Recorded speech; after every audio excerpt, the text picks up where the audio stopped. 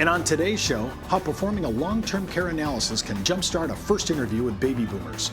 Part 5 of this week's series on packaging financial sales suites with Sales Packaging Pro, Mark James. Hi everyone, I'm Steve Savant, syndicated financial columnist and contributing author to INSMARK, Live Specs, and Backroom Technician. Let's get down to business.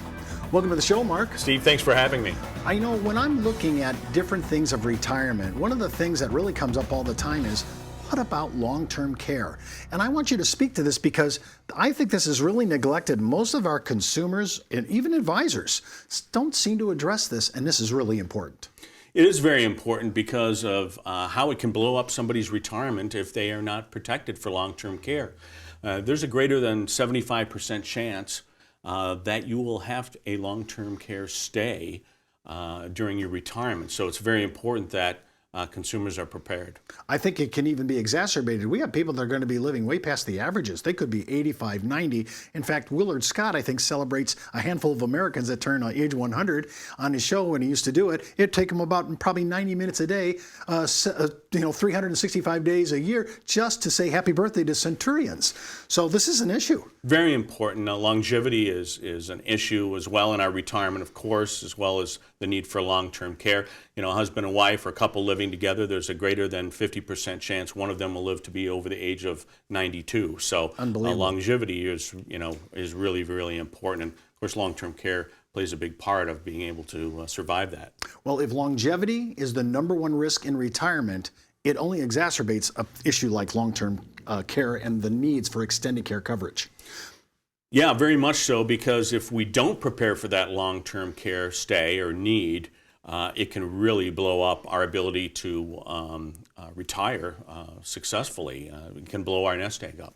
I'm looking at some of the numbers you're just bringing up here, which are staggering. You said over 70%, 7% of seniors are using some form of long-term assisted living. Maybe it could be nursing home. Sure. But we're looking at costs currently somewhere around $6,000 a month, not a year, a month, which increases sometimes between 5-6%, whatever the monthly cost for inflation, throwing in the cost of living adjustment. So we're looking at numbers that could be $24,000, $25,000 a month for his needs and monthly costs. Yeah, depending on when you're going to do the analysis, how old the consumer is when you're doing the analysis. Inflation definitely takes its toll on the cost of long-term care. It really inflates it over time. Well, walk me through this. We're looking, it looks like we're taking annual costs at about 70 years of age. Walk me through this chart and tell me why this is important for us to understand this. Well, this is a needs analysis, Steve, having to do with long-term care. And basically, we had two clients here, Paul and Sally, and we're taking a look at whether Paul and Sally are prepared for a long-term care stay. So when we do the analysis, utilizing Backroom Technician by Advisus, we're taking a look here first at, can Paul afford to self-insure, or can he go without long-term care insurance or coverage? And basically, this report talks a little bit about the cost of long-term care and what it is, and any current long-term care insurance we have. In this case, we don't have any for Paul. And then the analysis, and are their assets appropriate to be able to self-insure? Well, and then it gets down to the bottom line, the cost to self-insure and the total shortfalls, what they are, and what will be required at retirement to fund a long-term care stay, and how much of investment today they would need to make that based on their longevity and their age when they're going to incur the long-term care stay. I think when you look at the leverage of paying long-term care premiums versus how long I'm going to have the need, especially if I have any kind of longevity in my family, I think that it's clear this is not a big, it's kind of almost a no-brainer, because I'd rather make sure I'd leverage premiums for these huge benefits rather than starting to pay down or spend down, my retirement account to pick up this tab. Most of us understand insurance, whether it's car insurance, home insurance. We know that those are really necessary issues. Now we're just applying this to our life that's going to be living a lot longer, and those needs are going to be that much more, I think, acute. Well, in the analysis itself here, in this case, the cost to self-insure for our example, Paul, the shortfall is over $1.2 million for them to be able to self-insure. And who at retirement is going to have an extra $1 million and change available to them, or have a cash amount of, in this case, $385,000 in a lump sum to invest today for that long-term care stay. So it's really important that consumers take a look at their ability to self-insure and what the costs are going to be, because most people don't realize what the cost of long-term care is. This is an easy segment for most of us that are looking at this. Easy to do. When we come back from the break, we're going to walk you through this and so that you can actually get a good idea for yourself. It's not how much money you make for your clients, it's how much money they get to keep, especially in retirement. But retirement income could cause Social Security benefits to be taxed. One tax advantage alternative is life insurance designed as a non-modified endowment contract that can generate tax-free income without taxing Social Security benefits. These contracts offer differing funding options depending upon your client's risk tolerance. For more information on how life insurance can be part of your retirement planning, just email me at steve@downtobusiness.tv. Brought to you by Ash Brokerage, the practice enhancement company.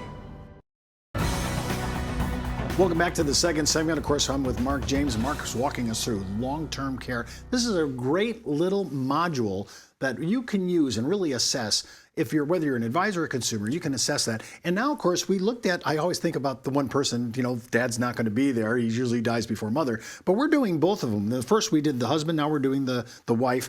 Same situation, a little bit different, different longevity, and that means that I'm going to have different numbers and costs. Why don't you walk me through this as well, just so we can have good repetition and good educational experience? Well, again, not to be confused with the need for life insurance or survivor needs analysis, which also can be done by your advisor. But what we're taking a look at here is we took a look at Paul and his ability to self-insure, and now we're taking a look at his wife, because chances are you may need long-term care insurance on both. And of course, it's available as riders on insurance premiums or policies, and also standalone long-term care policies are available as well. I've noticed now, and just for your knowledge base, you can now put two lives on one contract, on a long-term care contract, where you can actually kind of double up on your benefits. It's something to look at. And if some people say, I just don't want to buy a standalone policy, remember, they're using annuities with long-term care and also life insurance with long-term care. So you can kind of sit there and kind of say, hey, I don't really lose it if I don't use it. So there's a lot of ways to approach long-term care, but the biggest issue is to set it and approach it. Now, if she lives and she has a long-term care event, this could be costly, and it's hard to self-insure. It's very difficult to self-insure, and using a needs analysis with the client is very, very important, because we want to see exactly what the impact will be from a cost standpoint, but also how it can have an effect on one's retirement. So if all of a sudden you don't have long-term care insurance, you have a long-term care stay, you need to come up with the capital to be able to afford that, it can really blow up your ability to retire. Now, I've noticed that a lot of these long-term care contracts also allow for assisted living at home, which I'm sure that 90% of our audience is probably, that's what I'm looking for. Even my own planning, I'm saying assisted living. And some of this long care planning analysis will pick up even that kind of benefit at home, which is remarkable. Yeah, there's a lot of unique different policies out there, a lot of different ways that these types of long-term care stays can, insurance can afford them to be able to take those stays. But, using the analysis and drilling down to exactly what the costs are and what happens if you don't have that coverage is very, very important. It's very motivating for a client to see how much it's going to cost them if they don't have this type of insurance. Now, we've looked at both husband and wife in this scenario, and the exposure for liability on any kind of a major event and long-term stay could be really huge, and probably could really go ahead and defund your entire retirement account. Yeah, it blows it up if you don't have it. There's no question about it. Well, I just want to look a little bit at the basic idea here. I'm putting in, I have this is a good analysis. So if you're looking at this, say, Steve, I didn't realize this was so simple and so straightforward. I like it because everybody can do this. Whether you're an advisor or you're a consumer, you're looking at this, you just go, this is a great piece. Show me how that works. Well, what we're looking at here, Steve, is we're looking at the needs analysis fact finder. So to run an analysis on long-term care for a client using Backroom Technician by Advisus, all you need to do is fill out one page, and we have all the information that's needed to take a look at that analysis and really drill down to the dollar amount and what they'll need should a long-term care stay be required. Now, I noticed that we're assuming for a COLA rate for inflation. We're looking at long-term care costs. Now, we're broadcasting and recording in Arizona. It's going to be different in New York State. Sure. Every state's different, so you're going to have to look at those numbers. And some people actually move to states because of long-term care analysis. They look at the state and they go, oh my goodness, it's really cheaper to live there. And not only that, if we do need extended care coverage, the cost there is much cheaper than maybe some East Coast city. And of course, many people today think that Social Security will cover the costs of long-term care, which of course they're greatly mistaken. Yeah, that's right. When you think about Medicaid and some of the places like that, the government has some plans for people who are really impoverished.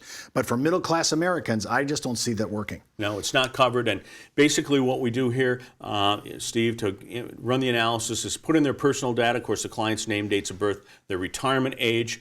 We put in the monthly benefit if they have a current benefit. We also want to do an analysis to see if the current benefits they have are enough. We can actually put in an annual cost of living adjustment rate in there as well. We can estimate the monthly cost of long-term care. We also want to take a look at what the market value of their current assets are, the assumed rate of return on those assets, so we can really do a comprehensive analysis here for long-term care on them. But of course, not much information needed to get that. Well, that's all the time we have for today. Remember, before moving forward with any of the ideas on our show, always consult your tax advisor, legal counsel, or your broker-dealer compliance officer. Missed an episode? Just hop out to our video archives. And remember, you could be wiser as an educated advisor. I'm Steve Savant. We'll see you next week.